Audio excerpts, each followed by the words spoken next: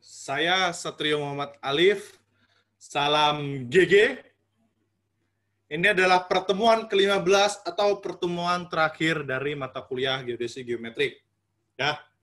Jadi untuk jika ingin belajar lebih dalam, silakan baca referensinya dan harap jangan lupakan kuliah ini untuk ke depannya. Karena di sini ada materi terkait bagaimana kaitan mata kuliah ini dengan mata kuliah lain. Oke, jadi di sini ada 4 kasus ya, ini kasus-kasus lagi bagaimana kaitannya.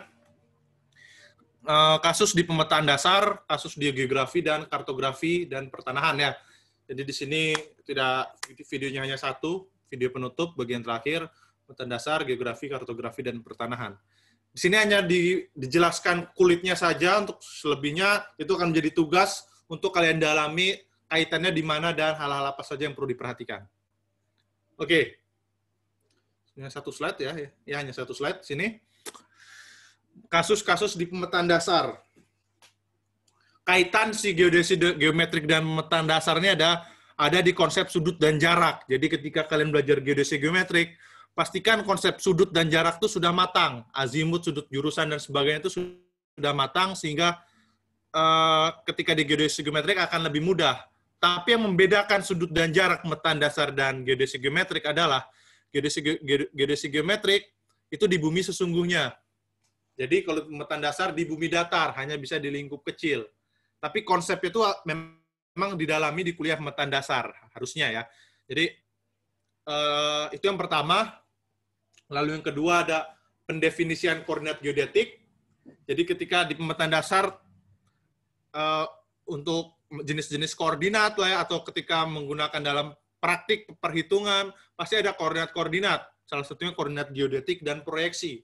Dan itu sudah dibahas ya di geodesi geometrik. Dari lintang bujur saja. Bagaimana lintang dan bujur? Apa itu lintang dan bujur? Ya. Dari definisi dasarnya dijelaskan di geodesi geometrik dan digunakan di pemetaan dasar. Lalu koordinat proyeksi juga digunakan, biasanya yang proyeksi UTM untuk sebagai koordinat pendekatan, koordinat acuan. Dan untuk bagaimana menghitung koordinat proyeksinya di geodesi geometrik sudah dibahas. Lalu perhitungan dalam koordinat lokal, memang pemetaan dasar ini lebih ke lingkup kecil, dianggap bumi datar, dan itu berlaku, ingat ya, itu berlaku bukan berarti tidak berlaku. Tapi kalau buminya luas itu sudah tidak bisa dipakai, konsep yang digunakan ada di geodesi geometrik. Ya. Untuk bumi datar di pemetaan dasar, memakai konsep geodesi geometrik itu bisa atau tidak? Bisa, tapi terlalu rumit. Ya. Seperti ilustrasi di pertemuan pertama, kita flashback di awal, bahwa ketika bisa yang mudah dan tidak salah, pakai yang mudah saja. Untuk bumi kecil, memakai konsep bumi datar di pemetaan dasar, itu tidak salah ya. Tapi kalau buminya luas, pakai konsep geodesi geometrik. Itu konsep penentuan posisi di lingkup bumi dianggap datar, dan koordinat lokal tadi, yang pertemuan minggu lalu ya, bagaimana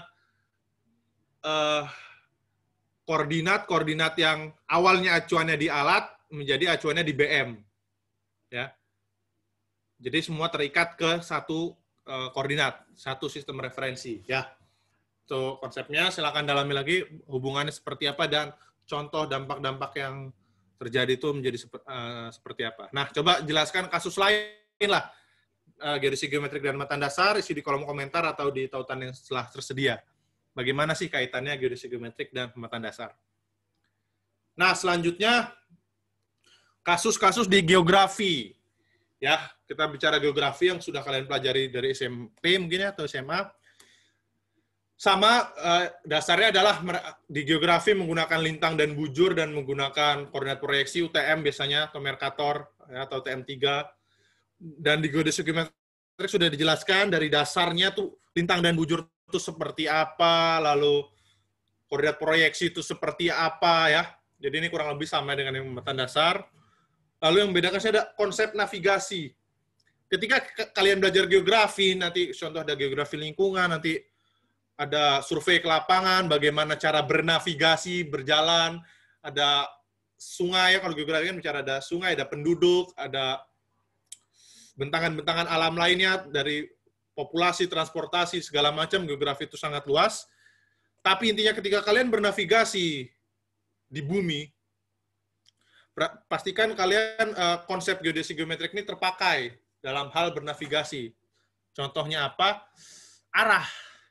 Jadi ketika kalian menggunakan peta, ingat di situ peta itu arah utaranya itu adalah utara peta, bukan utara sebenarnya. Dan di geodesi geometrik sudah dipelajari mengenai konvergensi grid, lalu ada faktor skala. Jadi peta itu harus mengerti bahwa peta itu ada yang namanya distorsi-distorsi. Jadi ketika kita bernavigasi, pastikan kita menggunakan peta yang distorsinya minimum atau tidak ada, ya. Jadi itu konsep navigasi jadi lebih dalam lagi. Jadi tidak hanya mengandalkan peta ketika bernavigasi, karena sudah tahu bahwa peta itu terdapat distorsi-distorsi, ya. Itu jadi kaitannya seperti itu. Termasuk di sini ada perhitungan luas wilayah. Menghitung luas harus sistem proyeksi yang ekivalen. Ya, konsep-konsep proyeksi. Karena di geografi sering dilakukan proses perhitungan luas, ya, nanti terkait dengan anggaran atau segala macam, ya, potensi-potensi sumber daya alam yang lain, atau kepadatan penduduk memerlukan luas juga, dan luas itu dihitung jangan pada peta dengan proyeksi yang bukan mempertahankan luas. Itu harus hati-hati. Dan kasus di geografi yang lain adalah stake out. Ya. Sering nih ketika kita ingin, ini terkait erat dengan navigasi, sebenarnya kita sudah punya koordinat lintang dan bujur, lalu di lapangan di mana, karena kita ingin menemui manusia-manusia di sana atau alam di sana, dan itu pastikan konsep geodesi geometriknya kuat agar memang lokasi yang dituju itu adalah lokasi yang direncanakan. Jadi itu intinya, ya. Jadi jangan sampai kita merencanakan di posisi X, ketika ke lokasi malah salah koordinat. Itu yang hati-hati, ya.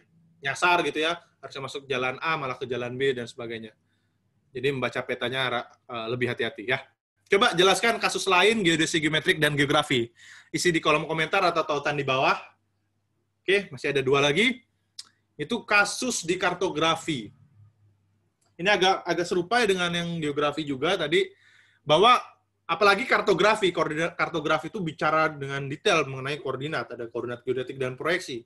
Karena kalau di peta, kalau kartografi terkait ilmu pembuatan peta, secara sederhana, peta itu kalau tidak ada koordinat ya bukan peta namanya. Tapi di geodesi geometrik sudah dijelaskan secara detail. Jadi ketika kalian punya peta, jangan sampai bingung nih koordinat ini lintang 20 derajat itu artinya apa, tidak tahu gitu, ya. Jadi itu kaitkan dengan geodesi geometrik karena dibahas mendalamnya di geodesi geometrik. Lalu tadi seperti yang tadi, sifat proyeksi dan distorsi dan arah utara, bahwa arah utara peta, dan ini yang sering diabaikan nih, saya jelaskan lagi di sini. Arah utara peta itu sering diabaikan ketika membuat di kartografi. Jadi salah satu unsur di peta ketika kartografi itu ada arah utara peta di mana, utara sebenarnya di mana, dan itu sering diabaikan, hanya mencontek dari peta lain yang sudah ada, jadi tanpa proses perhitungan. Dan di geodesi geometrik kalian sudah paham dan sudah pelajari bagaimana langkah menghitung konvergensi grid. Tapi ingat, Mercator tidak perlu menghitung konvergensi grid, ya. Jadi itu sudah tertanam di konsep kalian bahwa Mercator konvergensi grid 0. Tapi kalau UTM, itu konvergensi gridnya harus dihitung, jangan asal jiplak dari peta yang lain, ya. Tadi ada distorsi-distorsi, jadi kita mau pakai proyeksi apa, itu tergantung keperluan. Kalau ingin menghitung luas, menggunakan yang luasnya tidak terdistorsi, menghitung jarak, menggunakan yang jaraknya tidak terdistorsi, jadi itu, ya. Jadi pemilihan sistem proyeksi itu, jadi jangan hanya tahu UTM, hanya tahu Mercator, hanya tahu UTM3, jangan berpikir hanya 3 itu sistem proyeksi, ingat itu, ya. Sistem proyeksi dan koordinat tidak hanya 3, jadi kalian bisa berkreasi lebih di kartografi ketika mendefinisikan sistem koordinat, jadi tidak terpaku ke 3 itu, bisa menggunakan sistem yang lain tergantung keperluan. Tapi kalau RBI harus UTM memangnya karena ketentuannya. Lalu bagaimana kalian sudah paham faktor skala dan skala peta, yang mungkin sebelumnya kalian tidak paham, menghitung jarak di peta, langsung jarak di sebenarnya sekian, itu untuk pendekatan bisa, secara praktis bisa, tapi kurang tepat dan kurang teliti, karena ada yang namanya faktor skala. Dikalikan dulu dengan faktor skala. Karena peta itu dari elipsoid, bukan dari bumi sebenarnya. Ya. Nah, coba jelaskan kasus lain geodesi geometrik dengan kartografi. Ya, ingat kasus lain bukan yang sudah dijelaskan. isi di kolom komentar atau di tautan yang tersedia. Oke, terakhir di sini, hal yang krusial di sini adalah kasus di pertanahan. Karena masalah tanah itu adalah masalah hidup dan mati. Sering banyak konflik karena terkait pertanahan. Konflik batas antara wilayah A dan wilayah B. Tanah tuan A dengan tuan B itu sering jadi permasalahan. Sehingga pendefinisian koordinat itu harus benar-benar dipahami. Yang disebut koordinat geodetik itu apa dan koordinat proyeksi itu apa. Dari persil tanah itu ya. Jadi itu harap diperhatikan dan jelas gitu ya, acuannya itu apa, 0,0-nya itu apa. Ingat di UTM itu ada zona-zona, kalau kita bicara UTM lagi ada zona-zona. Pastikan tuh koordinat, misalnya itu koordinat UTM zona berapa. Ya, jangan sampai ada dua pihak berkonflik karena ketidakpahaman ini. Kita sebagai penengah, orang geomatika sebagai penengah tidak paham hal seperti ini gitu ya. Ya, jadi koordinatnya itu harus unik. Jadi persil A punya koordinat sendiri, persil B mempunyai koordinat sendiri gitu ya. Kalaupun koordinatnya sama, pasti itu 0,0-nya berbeda titik acuannya. Jadi itu yang perlu diperhatikan.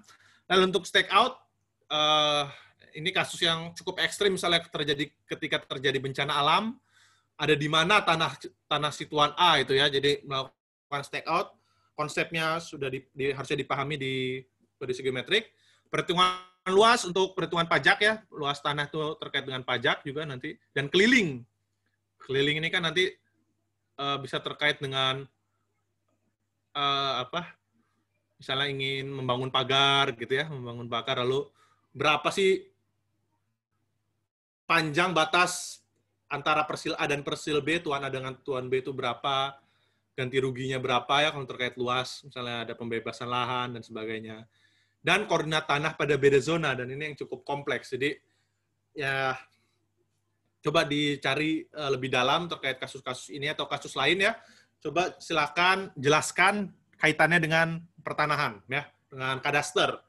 Isi di kolom komentar atau di tautan yang tersedia, nanti bisa saya lihat pemahaman kalian antara geodesi geometrik dengan kuliah lain itu seperti apa.